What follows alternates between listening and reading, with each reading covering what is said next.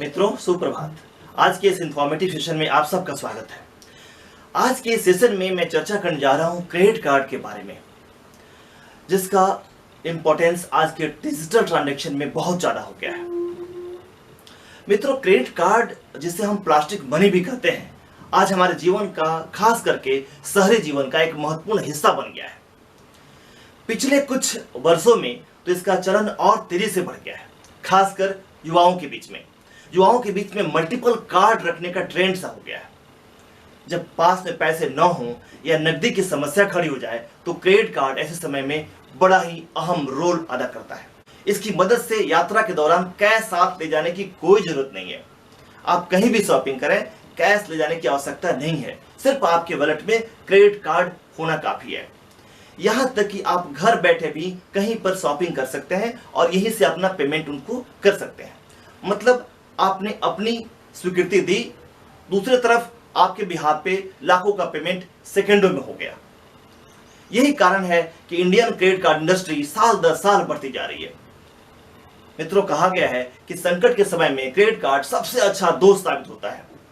लेकिन अगर इन कार्डों का सही उपयोग न किया जाए तो यह आपके क्रेडिट स्कोर को बर्बाद करने के अलावा आपको कर्ज के जाल में धकेल सकता है।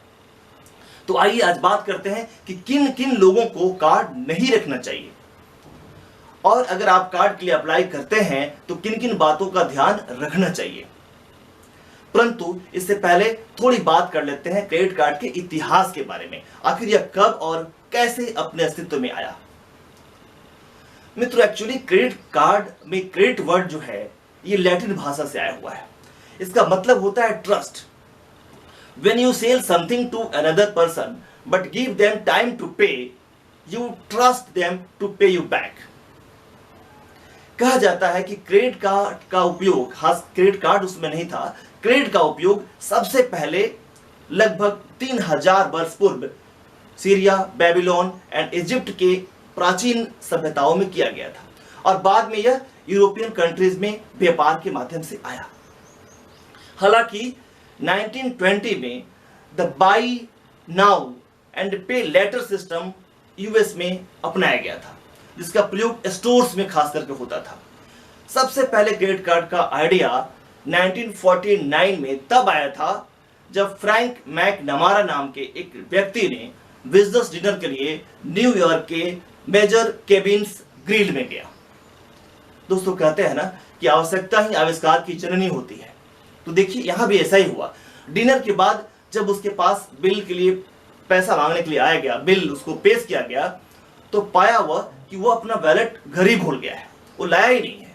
उस समय फ्रैंक ने महसूस किया कि कुछ तो ऐसा होना चाहिए, अल्टरनेटिव होना चाहिए कि अगर आप वैलेट न लाएं, आपके पास कैश ना हो, तो उसके जगह बिल को पे किया जा सके। यही आइडिया था। तभी छोटे से कार्ड बोर्ड का इन्वेंशन हुआ, जिसे डाइनर क्लब कार्ड कहा गया। परंतु इसका मुख्यतः ट्रैवल एंड एंटरटेनमेंट पर्पस के लिए किया जाता था।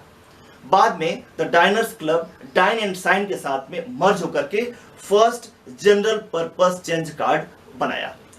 अब उससे कुछ भी आप ले सकते थे, किसी का बिल का भुगतान कर सकते थे, सिर्फ एंटरटेनमेंट और ट्रैवल नहीं, किसी तरह का बिल का भुगतान आप कर सकते थे। 1960 की बात करें तो डाइनर्स क्लब कार्ड ने उसको जो कार्ड बोर्ड से जो कार्ड बनाया था उसको रिप्लेस किया और प्लास्टिक कार्ड लेके आया।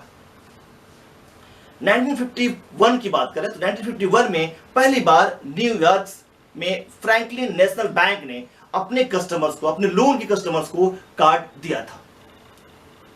दोस्तों, अमेरिकन एक्सप्रेस ने 1958 में क्रेडिट कार्ड इंडस्ट्री में अपना पहला क्रेडिट कार्ड प्रोड्यूस किया, अपना क्रेडिट कार्ड का प्रोडक्ट लाया। और 1958 में बैंक ऑफ अमेरिका ने जो बैंक ऑफ अमेरिका कार्ड, जो आज वीजा के नाम जाना जाता है, इसको इशू किया। 1959 में अमेरिकन एक्सप्रेस ने इंट्रोड्यूस किया फर्स्ट कार्ड जो प्लास्टिक का बना हुआ था। पहले कार्ड, जैसे मैं बताया आपको, कार्डबोर्ड का बना होता था या सेलुलाइड का बना होता था, अब प्लास्टिक इंट्रोड्यूस हो गया था।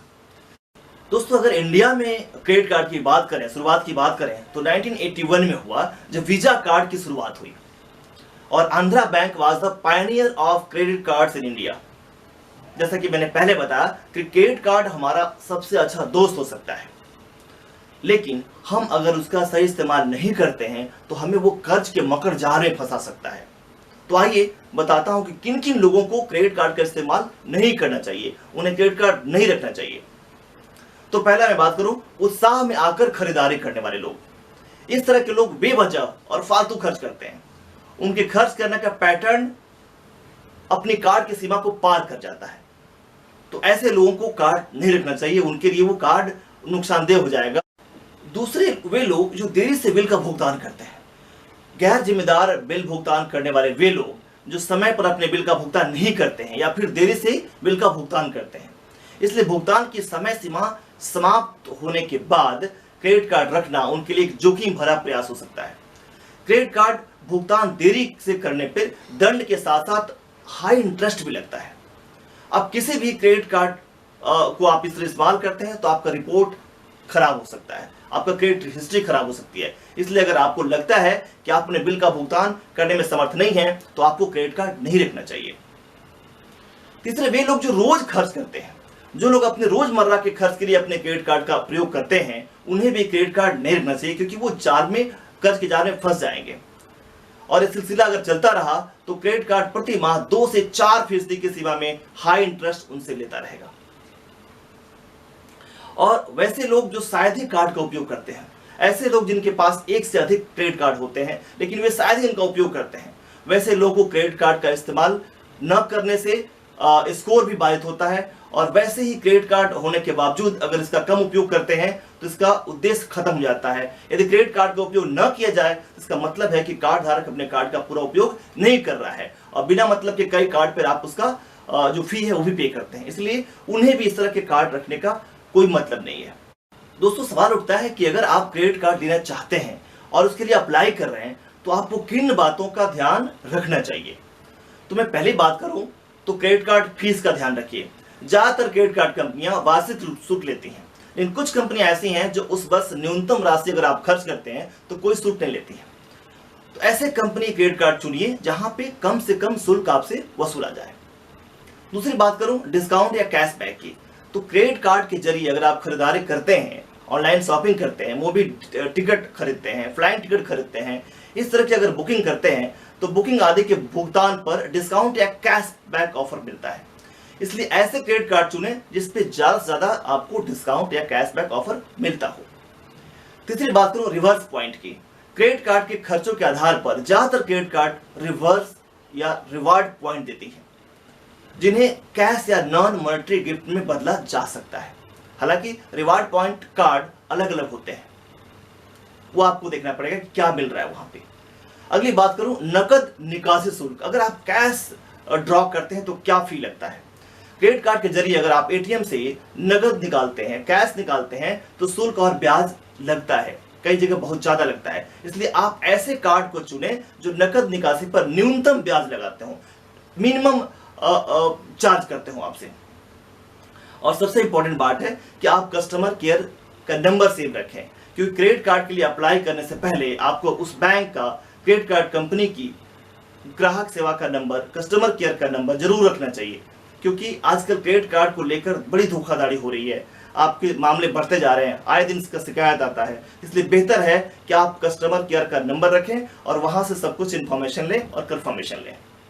तो ये रहा मेरा सुझाव, क्रेडिट कार्ड किसी नहीं रखना चाहिए, और रखने हैं, लेना है तो क्या करना चाहिए, क्या ध्यान रखना चाहिए।